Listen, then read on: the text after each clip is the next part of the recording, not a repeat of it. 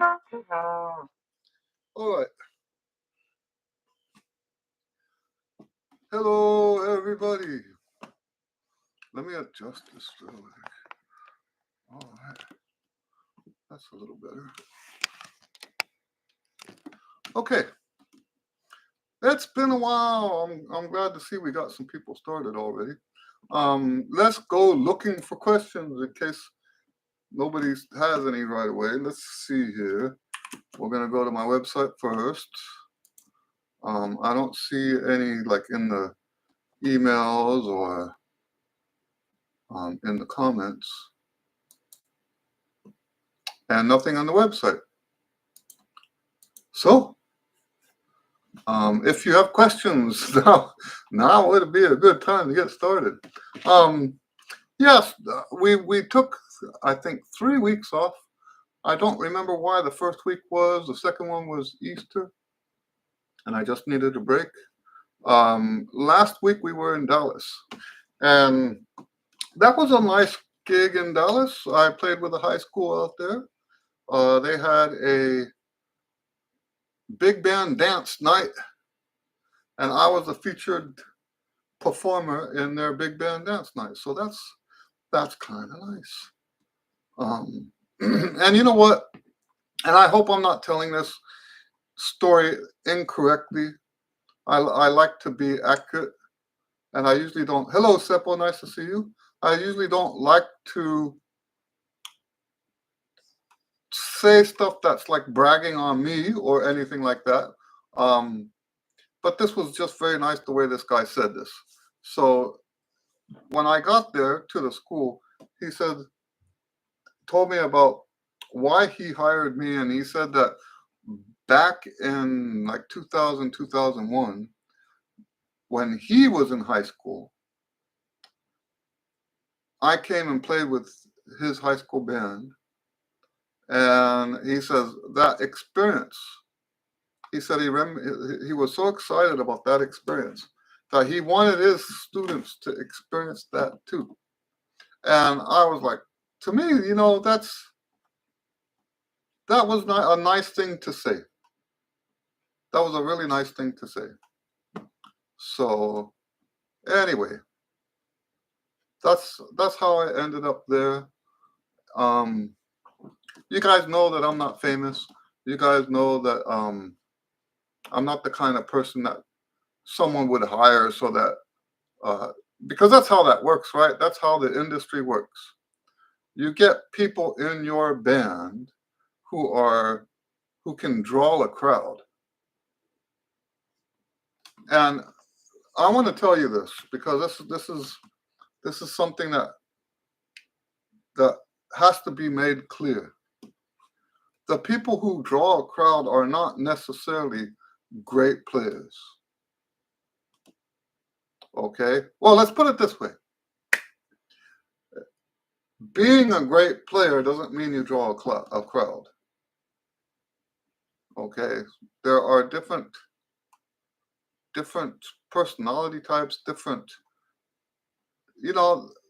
when you get hired to do something, usually they hire you, in the old days, they hire you to do the job, and if you do the job well, they will hire you again. Lately, I think it's different. Lately, I think they want you to party with them, and I'm not that way inclined anyway. That reminds me of a story with Terrence Blanchard. I was in the University of Houston Jazz Band for one semester. And during that semester, we had as a soloist, a guest soloist, Terrence Blanchard. And I remember some of the stuff that Terrence Blanchard said on the break. And one of the things that he talked about was, he says, you're with real musicians when on the break they're talking about music. He says a lot of the other guys, they'll talk about sports, they'll talk about women, they'll talk about the stuff that normal people talk about. The real musicians, what he called real musicians, he says they'll sit there and talk to you on the break about music. musical topics. And the guys, that's the weird thing, isn't it? The guys that are there,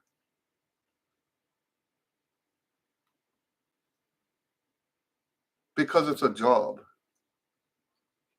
they want to talk about that other stuff. They don't, on their break, they don't want to have to work. I remember a guy, one of the very first times I was shocked by a musician, um, because he was on vacation. I asked him a question, and he says, "Kid, leave me alone. I'm on vacation." I'm like, what kind of musician doesn't want to talk about music? Huh? It's like I'm one of those guys. Hey, and maybe that's, I don't know. Maybe that's kind of a put off, right? You're on the gig and you want to talk about music theory or music, who's playing what and stuff like that. What kind of horn or whatever, and people don't want to hear that. So they want to be on a break. They want to talk about sports and all that other stuff. Anyway, do we have questions? Anybody have questions? I'm one of those guys that just loves to talk about what we do. Okay, and I can see how that can look like a conflict. Uh, it might look like I'm one of those music worshipers. I don't worship music. Hello, Cardo. Cardo says, "Hi, Eddie. I hope you are doing well. A week ago, I had a brutal gig, and ever since, anytime I put the mouthpiece on my lips, it feels weird." Well, I'm sorry to hear that. The rim feels like a razor. Okay, you've got swelling. You still have swelling. Um, so what? The reason why it feels like a razor blade is because the when you swell, the nerve endings become farther apart from each other. Okay, so that makes the mouthpiece itself seem like it's sharper, thinner. So I recommend for you, if you haven't done it already, first of all, I would, if whatever number of days you can take off, take some time off. But also, um, the most important thing you can do right now, well, okay, I'm going to say that the most important thing you could do is get 8 hours of sleep, true sleep, not the tossing and turning kind of sleep, 8 hours of true sleep a day. That's probably the most important thing. Second is stay hydrated. And third, a lot of people would put this first, uh, is the cold hot therapy. The way I do that is um, an ice pack on my face, and then a hot a washcloth in hot water inside of a like a Ziploc bag. Put the washcloth, the hot washcloth inside the Ziploc bag, put that on your face. And go back cold, hot, cold, hot, cold, hot. I'm thinking like 5 minutes on each side. You might have to the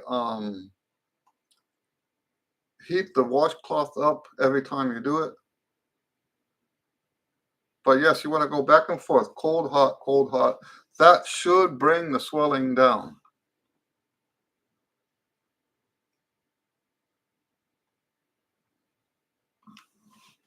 Now, I don't want to worry you, but there are some conditions where the tissues can be damaged.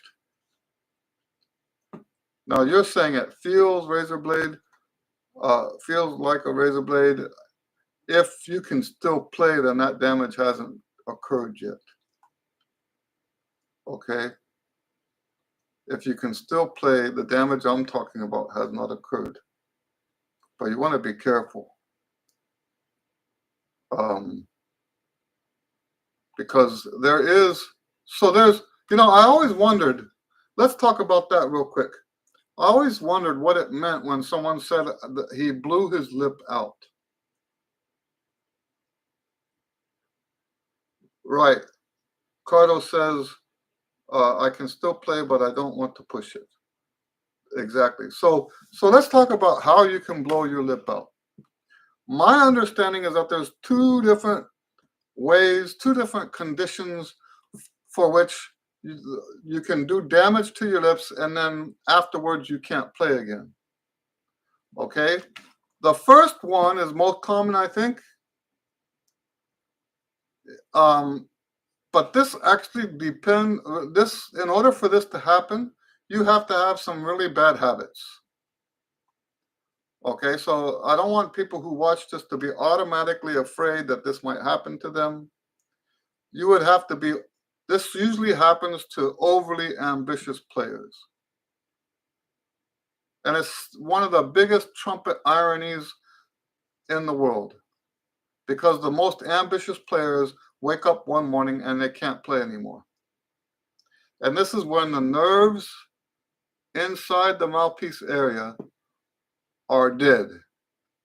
You've played so much without taking the horn off of your lips for so long that not enough blood is getting to that part of your lips, and the nerve endings die.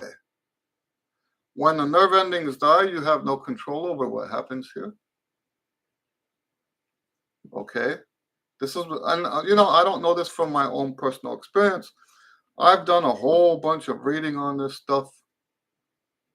And that's my understanding of the first condition, is that you can have damage to the nerves, and now you have no motor skills over what happens with the lips. Okay? The second thing you can do, and the article I read says that this can be fixed, but that because it's not life-threatening, the insurance will not cover it. And a lot of people cannot afford just to get it fixed. And what that is, so you have your skin. Let's go this way. Let's say this is the lip itself, the skin of the lip. Inside you have the orbicularis oris. Okay? And what happens is that if you play too aggressively, too loud, too low, this doesn't happen normally on high notes. Well, I can't really say that. But anyway, so the point is, if you're too brutal with your face, it's possible for the muscle and the skin to come loose from each other, so that you could make the muscle do all kinds of stuff inside the skin, but the skin's not following. So essentially, you can't make an embouchure, no matter how tight you make the muscle underneath it, because it's not. So if you're healthy and this hasn't been ripped, when the muscle flexes, the skin goes with it, right?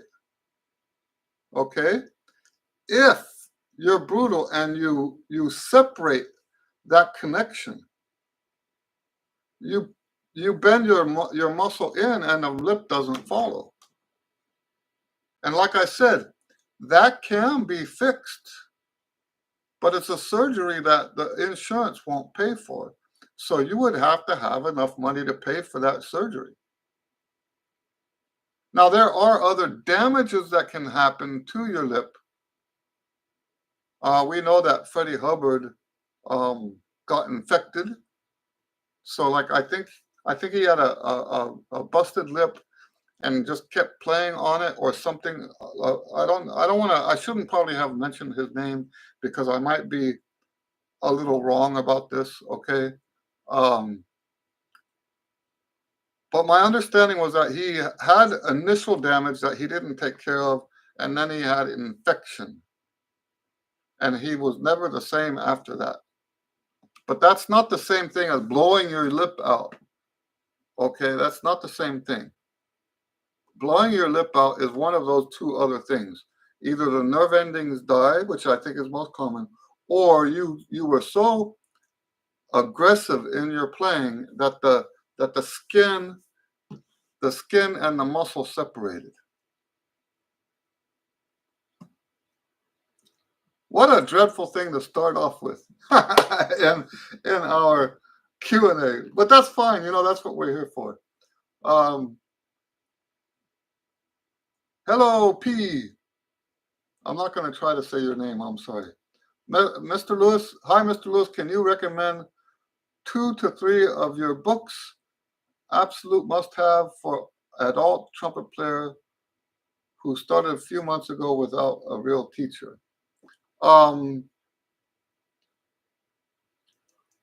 So you say started. Are you talking about you're a beginner trumpet player? If you are a beginner trumpet player, I'm going to recommend as your first book of mine, the Trumpet Pioneer Tonalization Studies.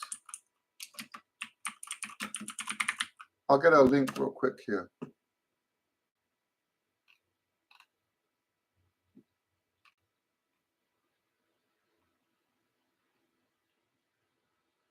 So I'm going to give you, I shouldn't have done it that way. I'm going to give you a link to my website that goes straight to that book. So that,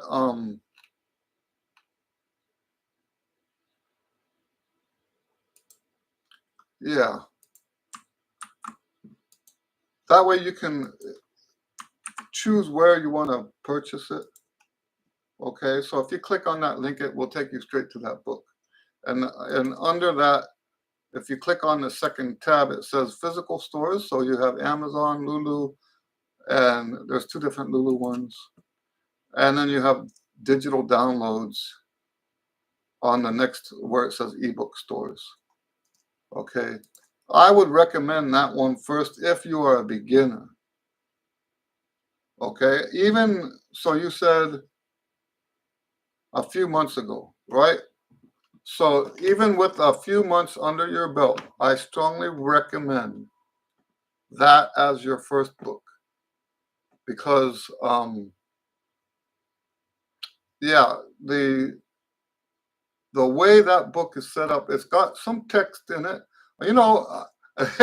We could say that I was writing that for you, because my wife, when because she does a lot of the editing, and I'll have her read it and say, what do you think and stuff like that. And she says, this text is pretty heavy. I don't dummy down my text, right? And normally we think for beginners, we think children. I didn't write for children. I wrote this for adults. So like I said, I'm, in a sense, you could say that I wrote that book for you, and it's got text in it that is extremely valuable for people who are just getting started. Text that's valuable about information about how to practice, where your mind should be, how careful you should be. I think one of the most important things I say in that book, in fact, I'll read a bit from it real quick. I wouldn't normally do that, but I want you to hear what I say about being careful. So let me pull that up real quick. I put a lot of time into that book, a lot of time, a lot of thought. I'm going to say again, hello, Jordan. Jordan says aloha from Hawaii. So I have a little section here where I talk about benefits, and then I talk about Instructions. It's under the instructions. I tell you in the instructions to be careful but unafraid. Okay? Your work on these exercises now will serve as a foundation upon which all your future skills as a trumpet player will be built. Think about that, right? Imagine what a trumpet career would be like if your foundation, your first steps into the trumpet were without error. Imagine if you got rid of most of the error at the beginning, and then you just continued playing that way the rest of your life. You know, I've got students that actually are progressing like that as adults. I say practice carefully. So it's just one paragraph, a short paragraph. To practice carefully is to know what to do before you start. If there are instructions, then read them. If you do not understand the instructions, then read them again or find a teacher who can explain them to you in a way that you will understand. Practicing carefully means looking ahead, know your fingerings before you play the exercises, know before you go. You know, that right there would change a lot of people's trumpet playing.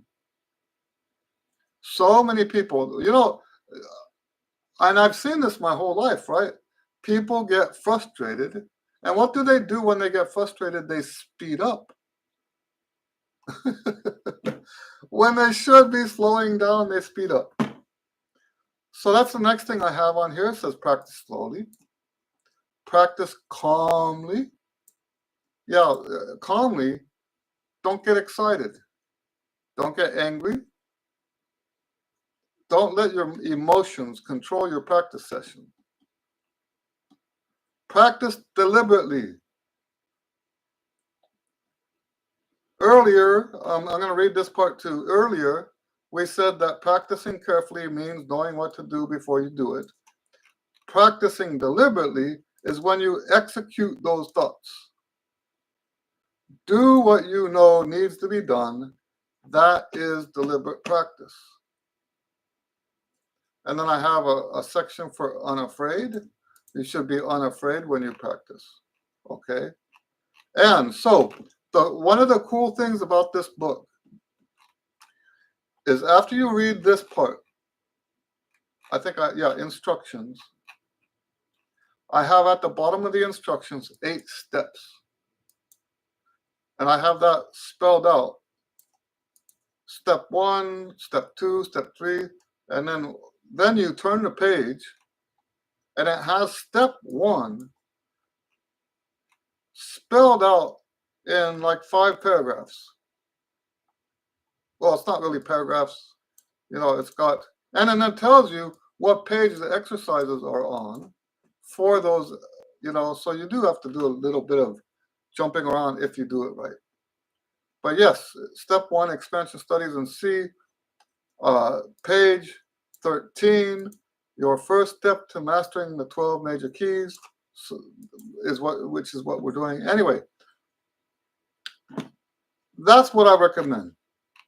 And for a lot of my students, this is sometimes what we'll start with. It depends on the student. But for a lot of my students, this is where we start. Sometimes I will start them with songs instead of exercises. If it looks like there are some, like sometimes you have students that have no interest in what they're doing. So as a teacher, I gauge that. If the student looks like they're losing interest, then we do songs. Because the exercises can be a little dreadful for somebody that's just getting started. They can be, maybe dreadful is the wrong word, overwhelming. But yes, that's what I would recommend. Then as far as other recommendations besides that, for a beginner. I do recommend the One Range book, but when you're a beginner, you're not ready yet to implement the book. But it's a good idea. It's a good idea to have that understanding of how the One Range system works before you get to the point where you can actually use it. Now, what do I mean by that? Why would a beginner not be able to implement the One Range? So if we as trumpet players could take every other day off, there would be no need for the One Range book. Okay. If you can't take a day off, which is, once you get more established, you really shouldn't. I'm talking about days, every other day off. Sorry, I'm getting a little confused here. I do believe in taking one day off a week. That's not changed in 40 years. So what am I saying? Let me regroup my thoughts here. We're talking, the beginners. The beginners really should only practice every other day. If you want your strength to increase at the rate that's most beneficial, you should really only be practicing every other day. When you first start off, there's no benefit to practicing every day. So the One Range book is a system of 6 days of practice, 1 day of rest, and you alternate how high you play and stuff like that. With the One Range, well, with the beginners, the One Range is not applicable yet. You can't actually put it into action. So, but once you get to that second level, now you have something you can work with under the One Range. So it makes sense to learn the One Range approach now and then implement it when you reach that second level. And when I say second level, I'm talking about in my system. I don't know other people's levels. Okay. So my levels are based on the notes of the lip slur. So the first level is up to G. Second level is up to, I'm sorry, not G. First level is up to C. Now, why did I say G? Because I do have a level that I call hopeful that I don't tell people about that does start at G, okay? So the second level is C.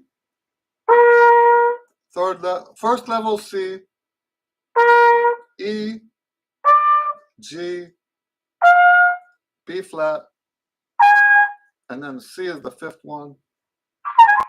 Anyway, you get the idea, okay? So yeah, that's what I mean by level. Hello, Dylan. Dylan says, Mr. Lewis, at the moment my tone sounds smoky and sound good playing jazz, but when I'm playing classical, I can't get the smoky sound out of my tone. Can you help? So my first question for you is, what do you mean by smoky sound? Are you talking about fuzz in the sound? Is it like, are you getting that? That is usually associated with fatigue and or too much pressure. Either fatigue and or too much pressure. So if you want that to clear up and it's not fatigue, then the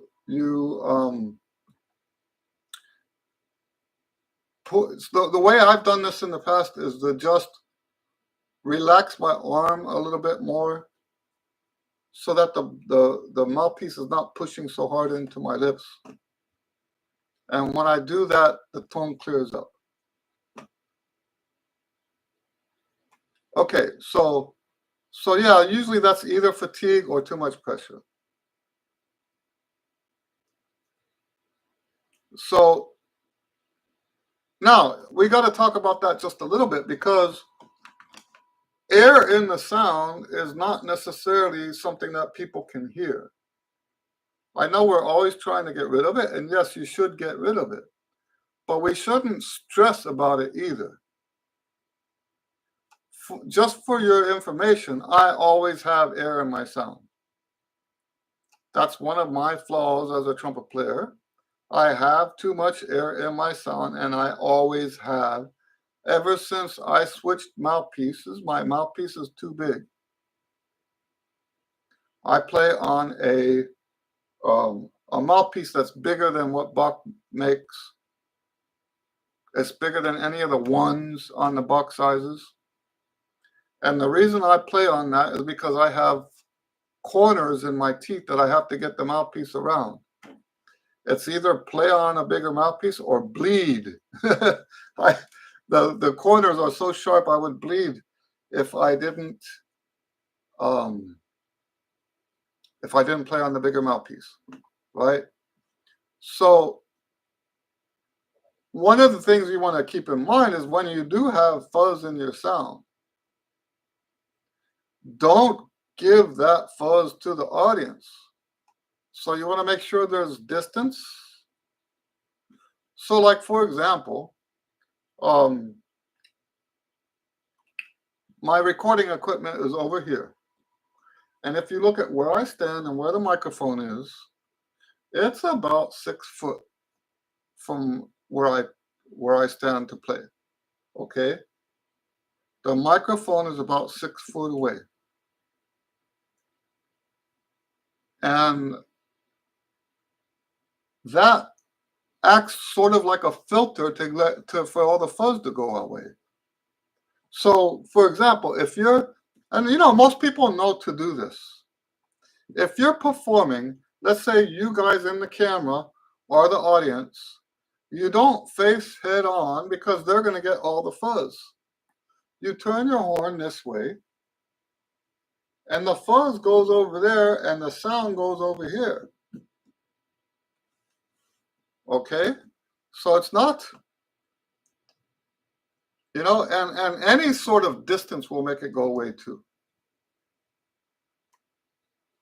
All right? Now, I'm not saying don't get rid of the fuzz.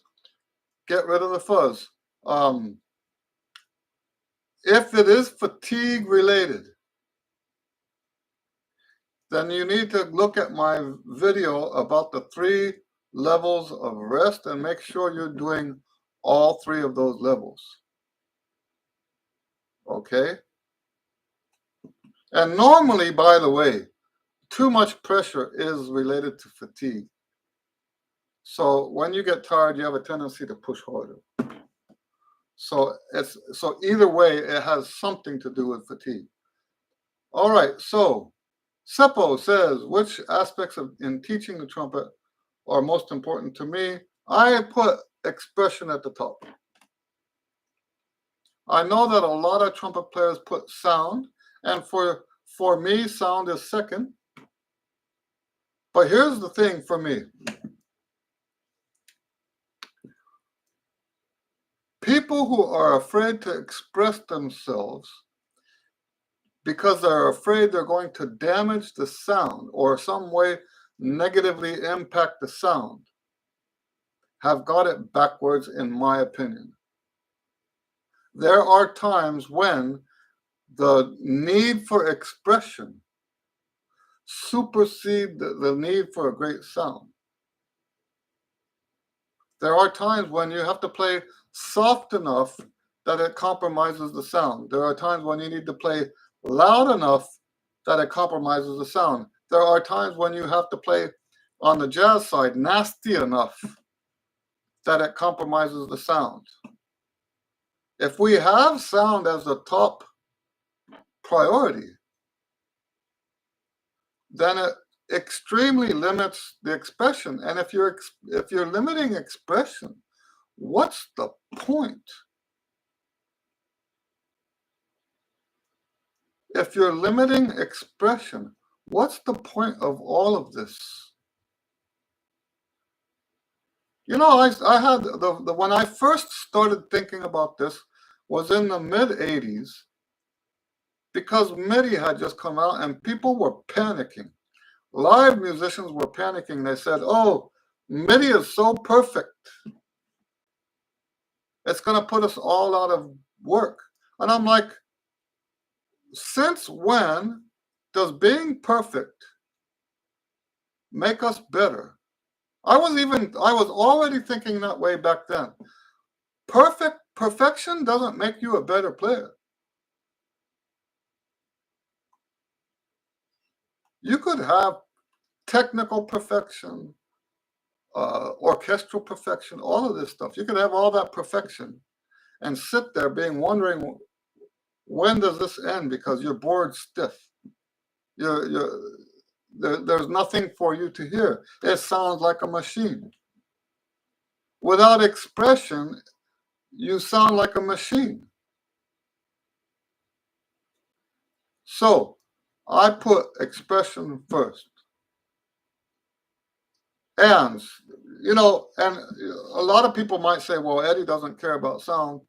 And they might base that on the fact that sometimes my students sound like they don't have a good sound. My approach to getting a great sound takes time. I know that there's a lot of people, they don't want to wait that long.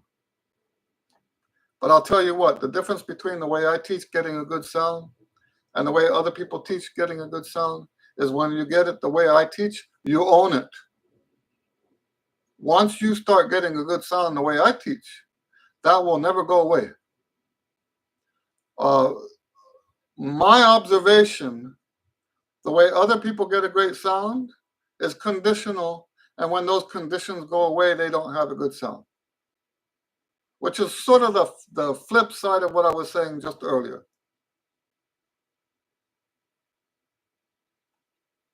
I hope that makes sense. So my way of getting it, let me put in a nutshell how I believe you get a good sound. Okay? Number one is you have to know what a good sound sounds like. And that's where most of the other systems break down. Because they try to tell you mechanically, how do you get a good sound?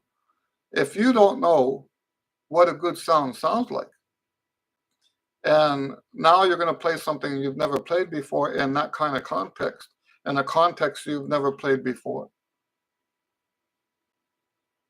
you can't be sure that that sound's going to be there because you only learned how to push a few buttons. You see what I mean? If the way you were taught to get a good sound was say, do this, do that, and do this, don't do that. If that's how you learn to get a good sound, then it's fragile. It can break down at any moment. If your first step to getting a good sound is listening to trumpet players that have a great sound, you've got a foundation that won't go away. It's not fragile. It's permanent. And no matter what the situation is, no matter what the condition is, you'll know what the mark is that you're shooting for. You know, this is like when now I'm not against tuning before. I know people that don't tune before a gig. I'm like, that's not right either. Right? But there are people that will tune before the gig and they think now the instrument's in tune, I don't have to play in tune. That's not how it works. You tune constantly. Yes, tune at the beginning, but then keep tuning. and the guys that say don't tune before the gig are they think that not tuning before the gig will cause you to tune more when you're it doesn't work like that. Tune all the time, before the gig, after the gig, during the gig. Tune always, okay? But yes, the sound thing is the same way. You have to always know what sound you're shooting for. And you can't know that without listening.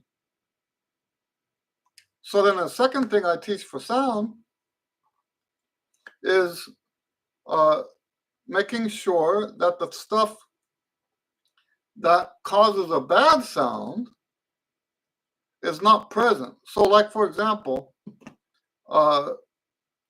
students that have chapped lips are going to have a fuzzy sound.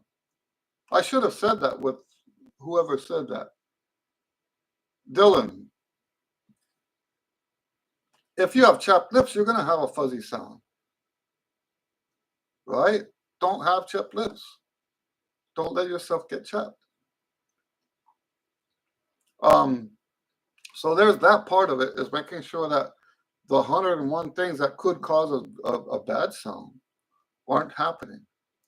I do believe in certain exercises.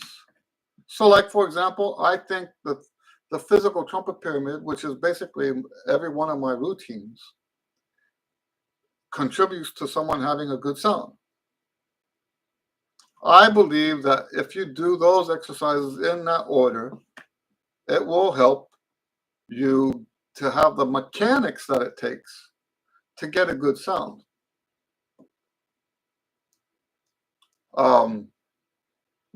What else? As an example, like I think pedal tones are great for getting a good sound. I think lip bends are good for getting a good sound.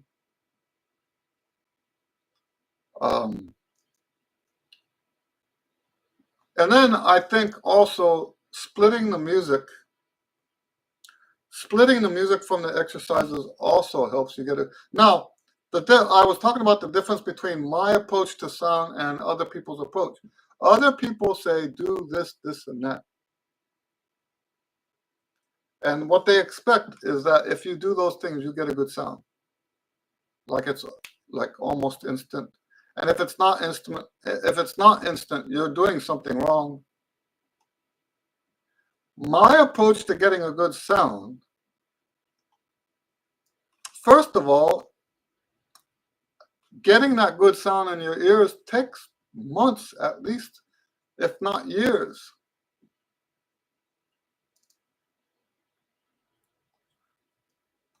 Training on those exercises takes months, if not years. I think that the more listening you do, the faster it can happen. The more time you spend listening to great trumpet players, I'm not just talking about whatever trumpet players YouTube tries to connect you with. Know who you want to listen to. I'm going to send you guys a link.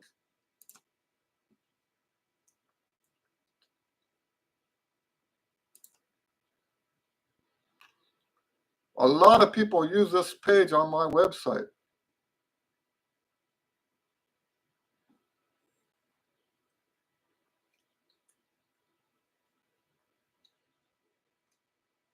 Here it is, trumpet listening assignments.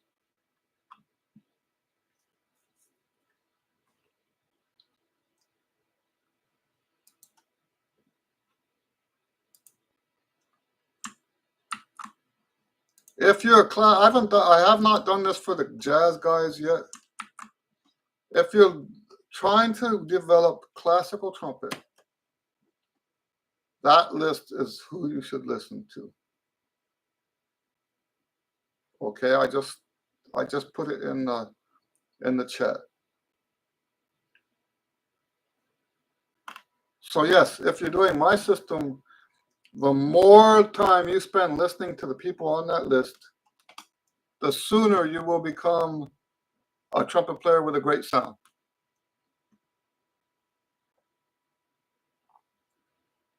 Cardo says, how are you able to play that high in such a big mouthpiece? So, yeah, I don't think, that my high notes are not really good. I'm not a lead player. I even used to say this. We've got great lead players in Houston, and don't get me wrong. We've always had some great lead players in Houston. They just didn't want to work for the kind of money that the rest of the guys were working for.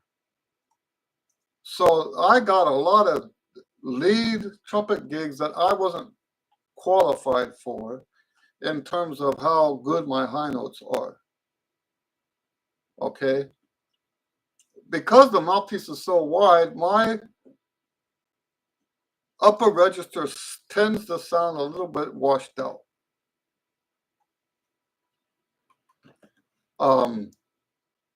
That didn't stop people from hiring me. But now that there are great lead players in Houston, we've got like a half a dozen great lead players. That's what they do. You know, it would not make sense for them to hire me for those gigs. And I mean that, and you know, if that's just not, I'm not just being humble. It's the truth. It's not that I couldn't play the stuff. I could always play the stuff. It's just I would never get the same sound as the guys that were playing on more appropriate equipment. Now, how do I get the notes? The size of the rim of the mouthpiece doesn't have as much impact on that as we think it does a lot of times. So yes, this is one of the reasons why I'm a little bit more happy. If I don't like that word, I don't know why it just came out of my mouth. Let's use the word content. I'm a little bit more content with what I do today because it's more in alignment with who I am as a player. Yes, I can play high. Yes, I can play lead. You know, I was telling a student the other day that the reason why I used to get those lead gigs in the past,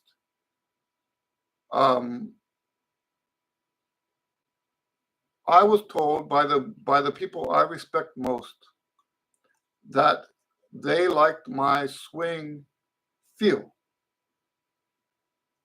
They liked the way I swing.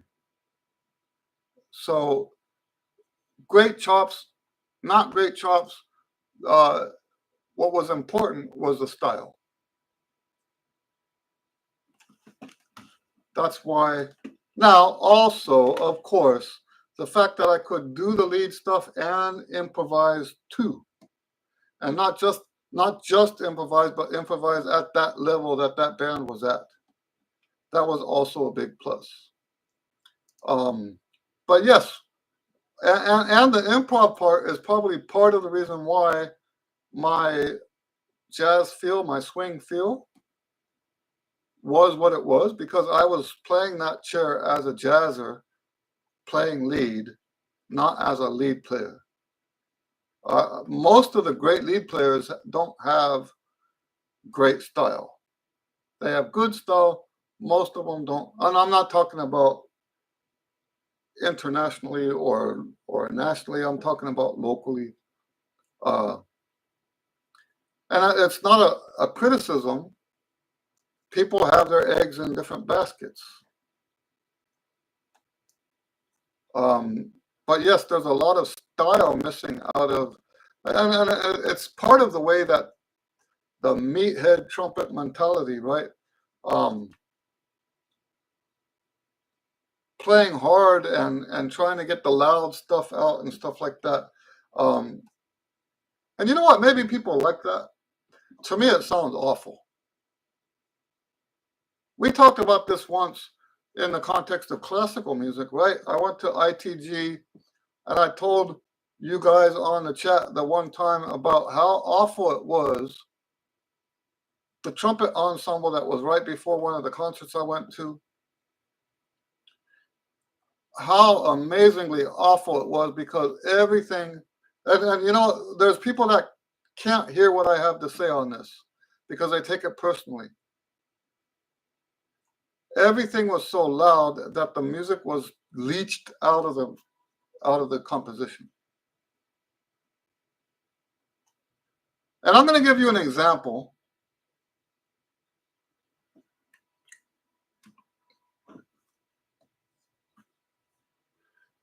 And I'm just going to use a ballad, but the same is true whether it's a ballad or a technical piece or whatever. If I play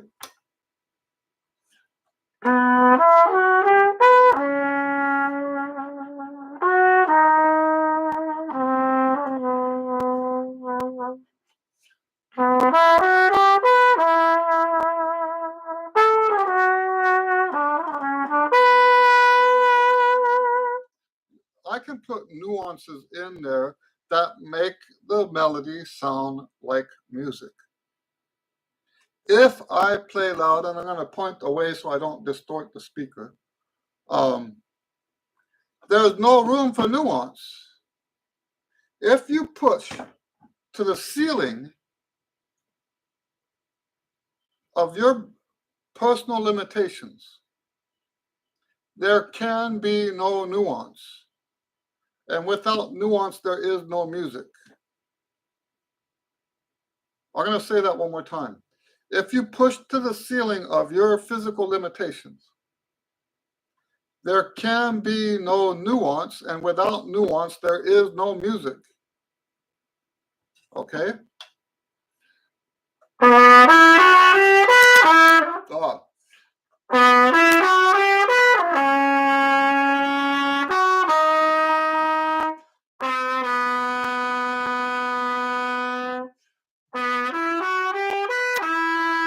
There's no music in that.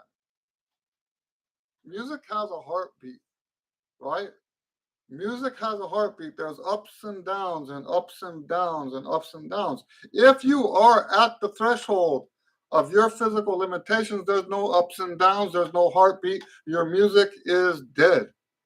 And that trumpet ensemble I heard that night was playing most of the time at their threshold. They could not play any louder than they were. And there was no shape to the note, there was no phrasing, there was no music in what they were doing. And that's how I hear the lead players. The great lead players can play in the upper register, they can play loud, but they're not playing so loud that the note flattens out.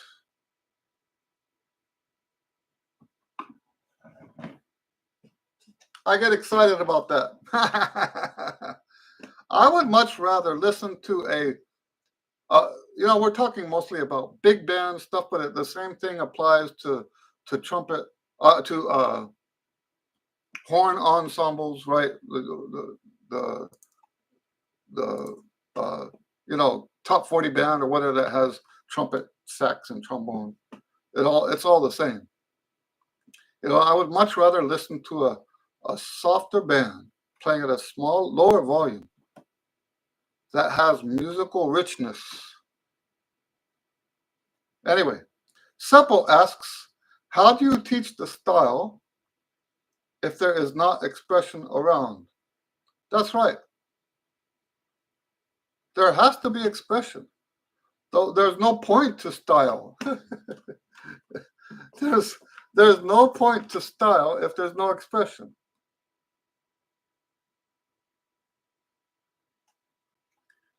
So, yes. Now, I was talking to a student earlier today. I do teach on Saturday mornings. And I was telling him the difference between, for me, style and expression. Or not expression, I call it music, right? Style is what you do with the notes. So, like, for example, we were talking with him this morning about vibrato. Vibrato is a style issue. It falls under the category of style. When we talk about expression and phrasing, those more high-level things, that happens with your air. So there's a difference between style. Style is what you do mostly with your tongue, right? What happens in your mouth creates style. What happens with a vibrato creates style. when we're talking about expression. So the reason it came up, we were talking about the word dolce, right? He had a piece of his music that had dolce at the bottom, and uh, he asked, how do you play sweet like that, right? We talked about what dolce means, and I said that's got to be done with your air. Dolce has to be done with how you deliver the air, and I feel that way really. Um, Whatever you do with your air, that's what your music will be. Now, style is up over the top of that, and that's what I agree with Seppo completely. Without the expression, the, it's pointless to even do the style.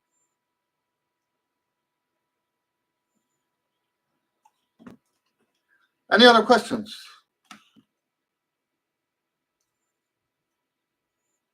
I have a big band gig tonight. 4-hour big band gig. I'm playing lead, but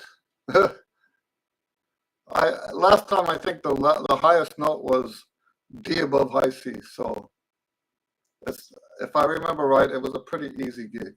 Officially, I told you guys this before, I think.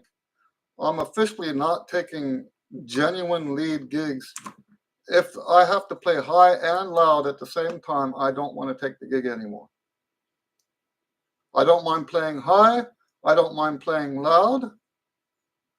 I don't want to take gigs that are both. Um,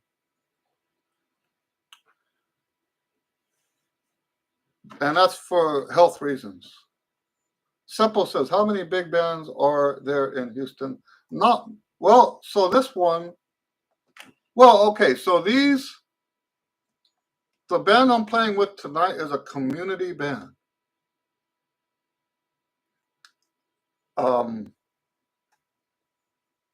Now, I'm a ringer for the band, and what that means is that I'll get paid, but I think 70-80% of the people in the band are volunteers. As far as real working bands, we've got 2 high-profile ones. That's a little confusing because their names are almost identical. One is Jazz Houston, and the other one is Houston Jazz Orchestra. I don't play with either one of those, and it's a long story about why I don't. Like I told you, I'm happy with where I'm at. We have dance big bands, but most of those have disappeared. There is so most of them, because there's not enough gigs anymore, most of them are just pickup bands. So what's a pickup band? A pickup band is when you get the gig, you call the guys. It's not a set band. So yeah. And so there was a big band that I played with up until February, and then the guy got a heart attack. Wow, Seppo says in Finland there are only 2 professional big bands. Yeah, I think that's a thing of the past now. I had the honor of working with 2 of Houston's best big bands before they folded. I worked with the Ed Gerlach Orchestra. Let me see if I find anything online about that.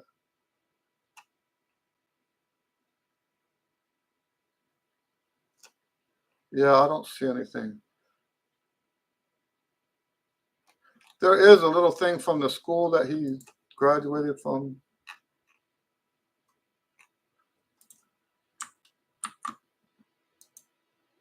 So here's a bio for Ed Gerlach. He's the leader of the band I used to work with. And then there's Ricky Diaz.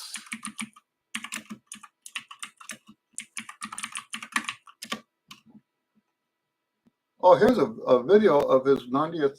I'm in this video. And, you know, there's videos of me playing with him. Let me get a link for this.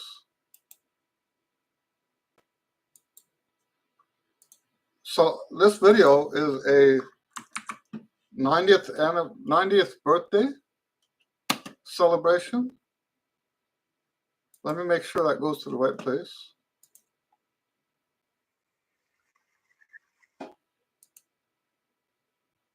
Yeah. So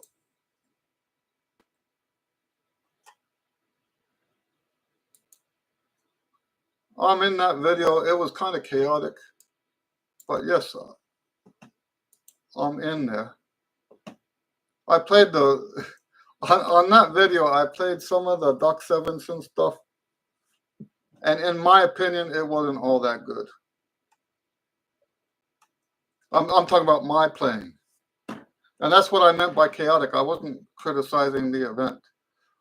For me, there was stuff going on. Not my best performance. But yes, I played with both of those bands right up until they stopped working. Oh, I see we're out of time. So, thank you guys for hanging out. It's nice to see you. We had 3 weeks off. So, nice to be back. We'll do this again next week. God bless you, and we'll have a great weekend.